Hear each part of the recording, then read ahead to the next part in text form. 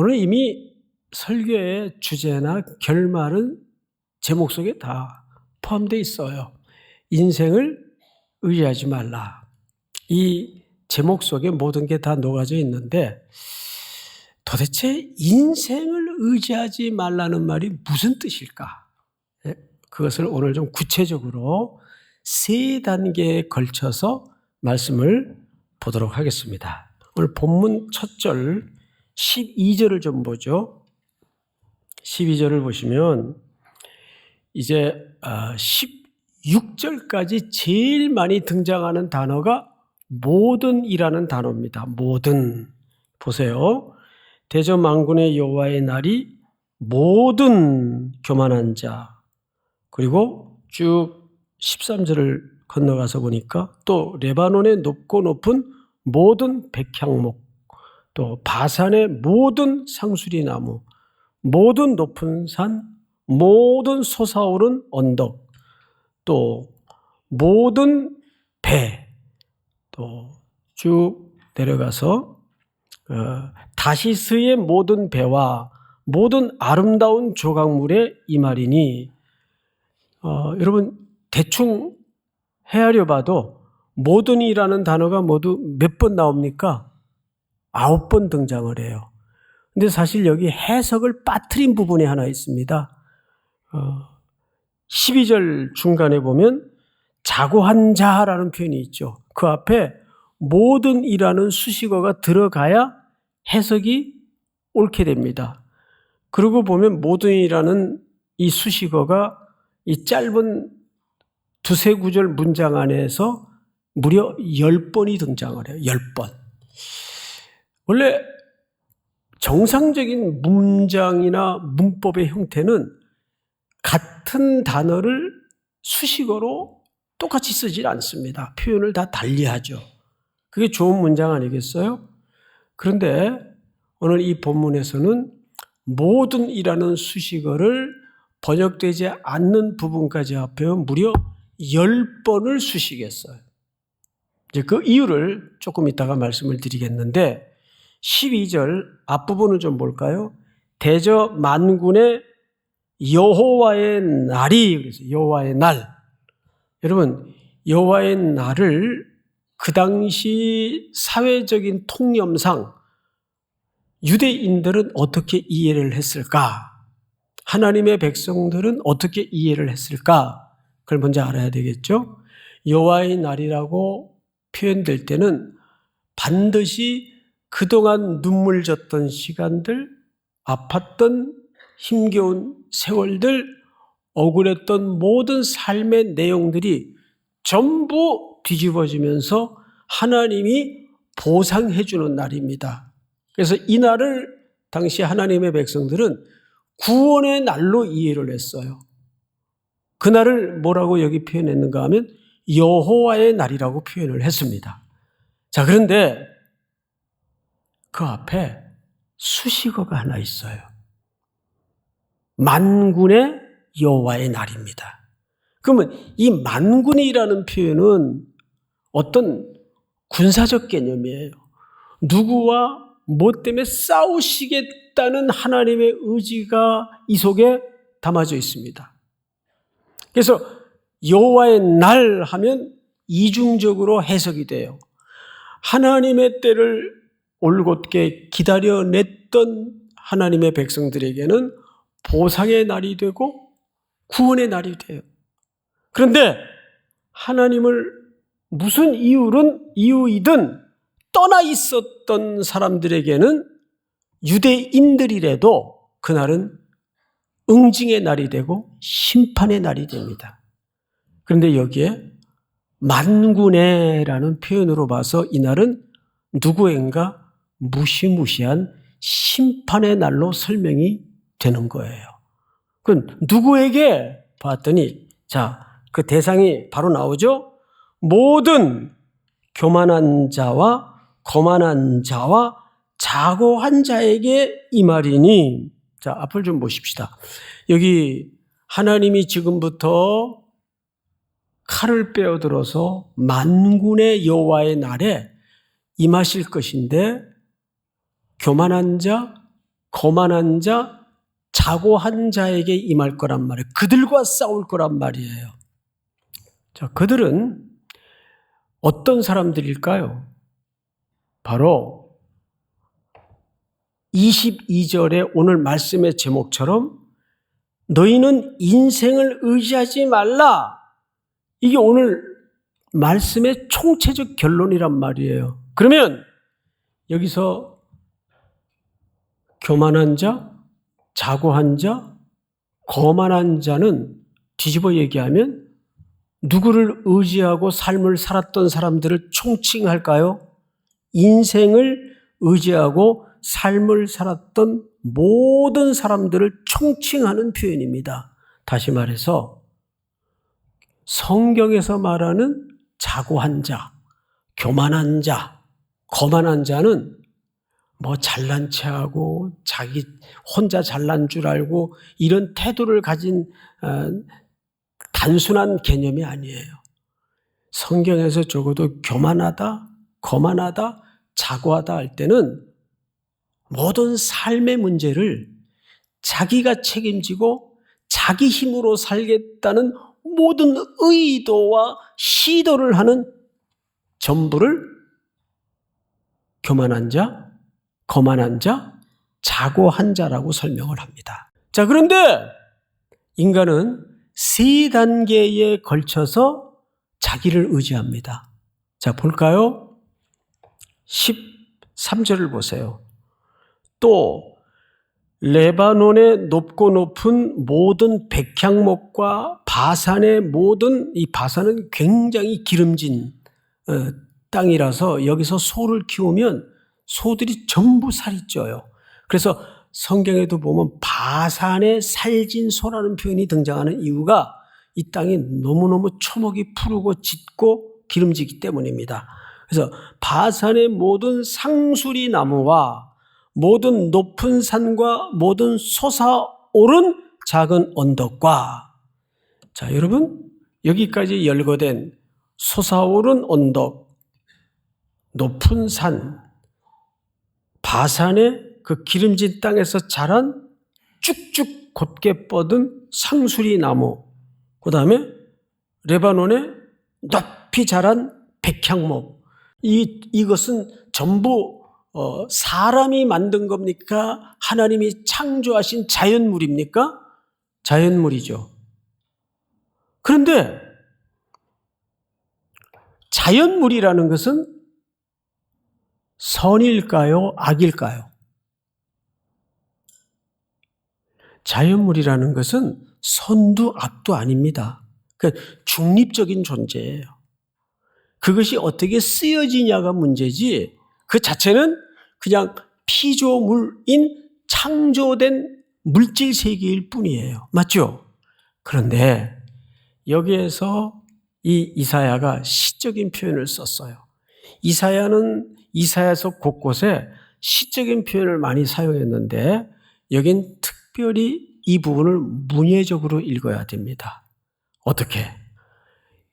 하나님의 창조된 피조물 가운데 주로 높은 것만 여기 열거했어요. 높은 산, 높은 언덕, 높은 나무, 높은 상수리, 백향목.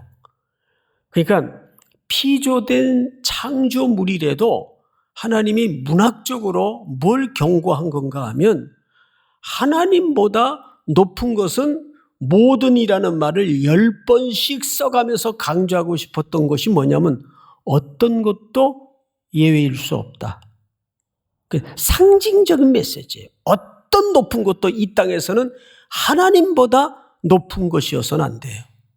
성경을 잘 보세요. 15절.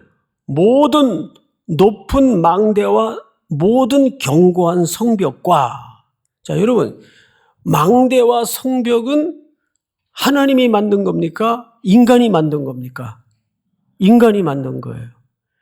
첫째는 자연 세계를 통해서 어떤 것도 하나님보다 높아서는 안 된다고 메시지를 던졌고, 두 번째는 인간이 만든 구조물들이에요. 건물들이죠. 자, 성벽과 또 뭐라고 되어 있죠? 망대. 성벽과 망대라는 것은 하나의 도시를 이미 성을 쌓아서 형성하고 있다는 뜻이 됩니다. 그러면 이 땅에 인류의 역사 속에 이런 건축물들의 그 시작된 동기가 뭔가를 성경을 통해서 좀 봐야 될 텐데, 우리 창세기 4장을 좀 띄워주세요. 제가 좀 읽겠습니다. 가인이 동생을 죽이죠. 살인자가 돼요.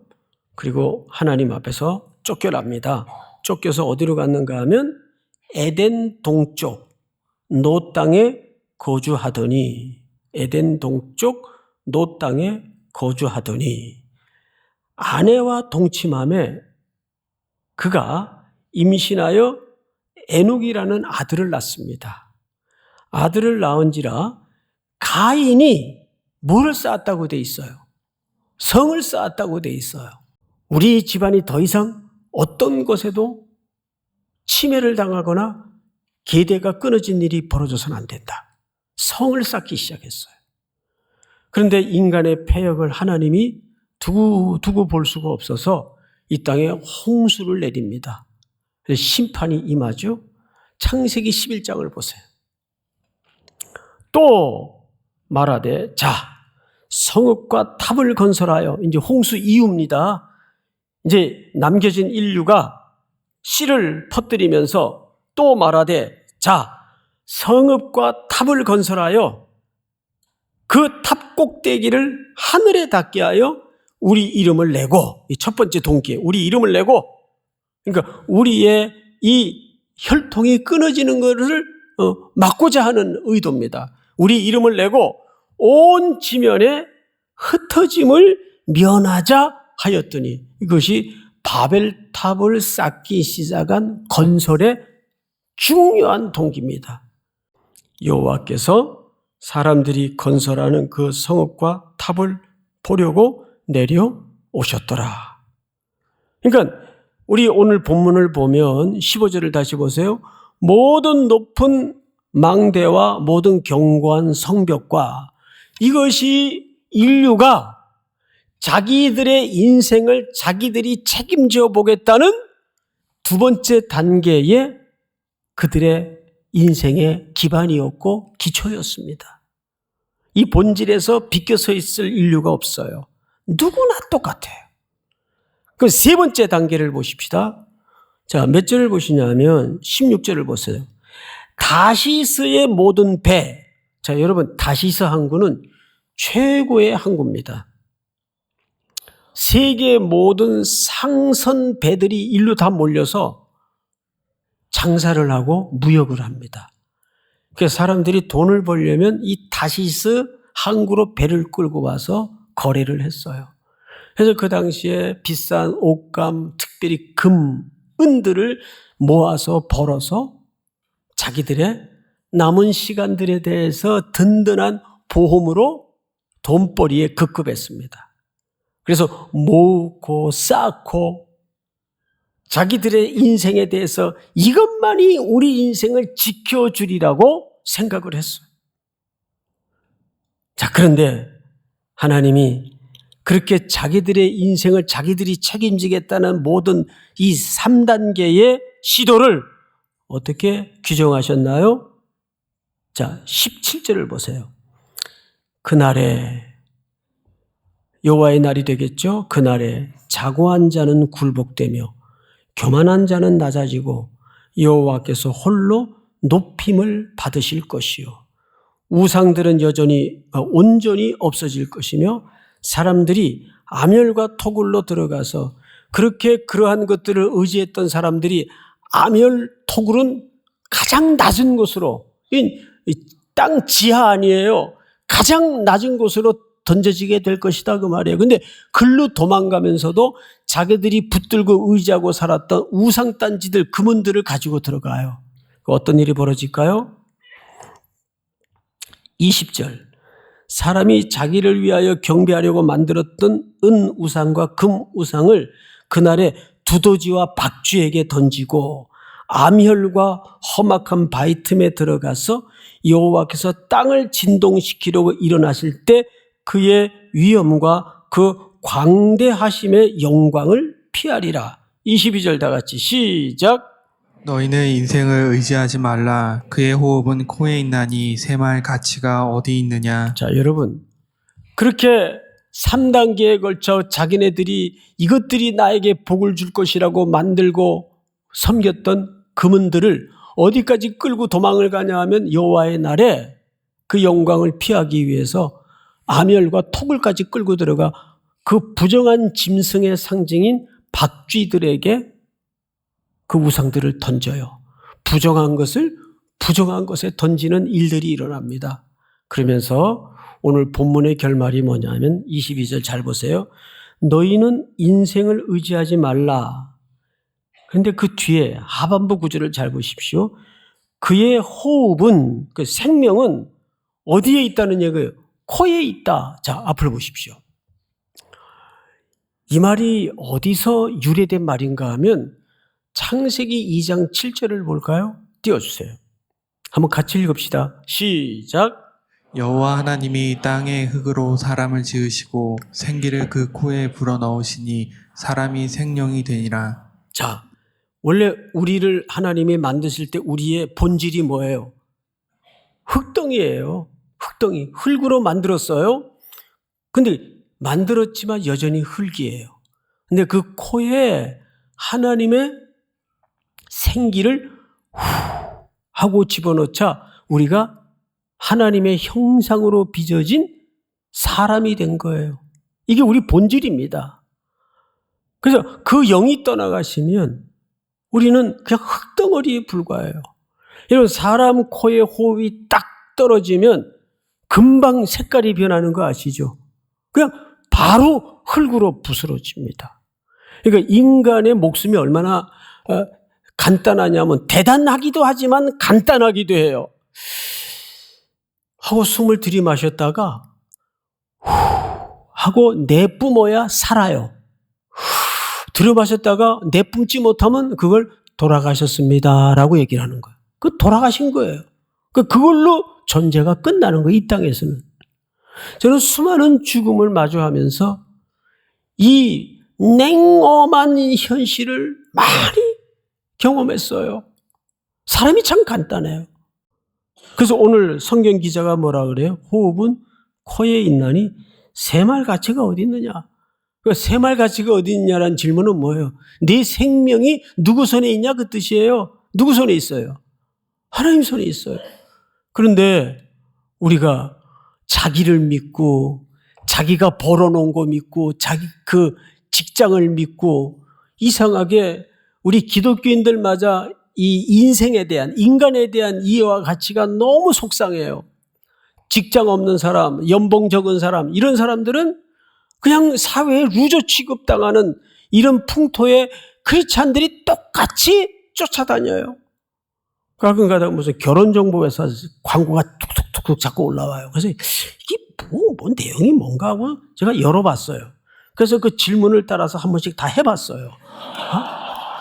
내가 무슨 딴 마음이 있어서 한 게 아니에요. 에?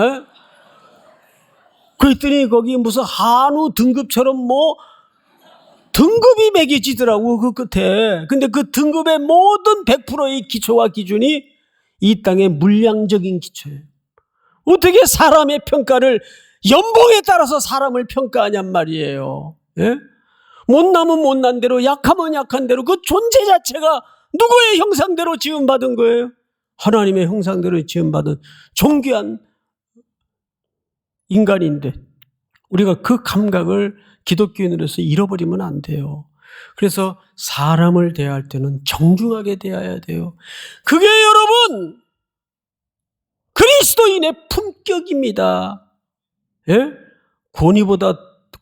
권위도 못 덤비는 게 뭔지 아세요? 어떤 사람은 세상에 막 쥐락펴락할 수 있는 권위를 갖고 있어요. 그래도 그 권위 가진 사람들이 함부로 못하는 게 품격을 갖춘 사람들을 함부로 못해요. 우리 그리스도인에게 그런 품격이 있어야 됩니다. 믿습니까? 그 배 타는 사람들 있죠? 또 해군들이 있지 않습니까? 그분들이 이제 바다에 나가면 보통 짧아야 3개월, 길게는 6개월, 1년씩 있어요. 배에서. 그러면 이렇게 그 거친 바다를 항해하다 보면 반드시 피할 수 없이 만나는 게 뭐죠? 풍랑을 만나요. 막 정말 이 파도가 치면 배가 이렇게 서요. 파도 끝에. 이런 배 타봤어요? 안 타봤으면 말을 하지 마세요. 예? 저는 그런 배를 타보고 죽는 줄 알았어요, 한 번. 어쨌든 그렇게 막 배가 그 어마어마한 군함 같은 것들이 그냥 바다에 떠다니는 낙엽 마냥 그냥 막 이리저리 휩쓸릴 때 안에 모든 쇳덩어리들이 막 다 왔다 갔다 해요. 그러면 서랍 다 쏟아지죠. 막 배 안은 엉망이 되는 거예요. 그때 수병들이, 해군들이, 선원들이 할 수 있는 게 뭔지 아세요? 모르죠? 아무것도 없다는 거예요. 그 배 탄 사람들의 얘기예요. 그때 할 수 있는 게 아무것도 없대요. 딱 하나. 파도가 잠잠해지기를 기다리는 거. 그거 외엔 할 게 없대요. 제가 그 간증인지 뭔지 어디 그 영상을 보고는 그때 우리 그리스도인들은 우리의 그 닻을, 인생의 삶의 닻을 어디에 놔야 될까요? 예수 그리스도. 십자가의 사랑에 그 닻을 걸어야 돼요. 거기에 닷만 걸면, 믿음의 닻을 딱 걸면 세상에 어떤 풍랑이 내 인생을 뒤흔들고 곤두박질 시킬 것 같은 위경을 만나더라도 아무것도 염려하지 말라. 믿습니까? 아무것도 염려할 필요가 없어요. 그래서 성경에서 아무것도 염려하지 말라는 말이 365번 나와요. 그 약속이 매일매일 우리 속에 되새겨져야 된다는 메시지겠죠. 그때 우리가 할 수 있는 일은 주님을 의지하는 일이에요. 여기 인생을 의지하지 말라는 부정적인 결어로 오늘 본문이 잡혔지만 결국 뒤집어 얘기하면 누구만 의지할 수밖에 없다는 거죠? 하나님만, 그리스도의 십자가의 사랑만 우리가 의지할 수밖에 없다는 겁니다. 오늘 이 사보 예배에도 우리 청년들이 각가지 사연과 사정을 가지고 이 자리에 와서 어떤 청년은 막막한 마음으로 이거 어떻게 해야 되나? 이 일이 언제까지 이어질 건가? 정말 처절한 마음으로 완전 분들이 계실 거예요. 아무것도 염려하지 마십시오. 오직 모든 일에 기도와 간구로 너희 구할 것을 감사함으로 하나님께 아뢰라. 왜 감사함으로 아뢰일까요? 그것을 선으로 내 인생에 결말을 주실 그 하나님을 믿기 때문에. 믿습니까? 감사함으로 하나님께 아뢰라. 그리하면 모든 지각에 뛰어난 하나님의 평강이 그리스도 예수 안에서 너희 마음과 생각을 지키시리라. 이 약속이 여러분들의 사는 날 동안 또 한 주에도 계속해서 견고한 믿음의 닻이 될 수 있기를 주의 이름으로 축원하고 축복합니다.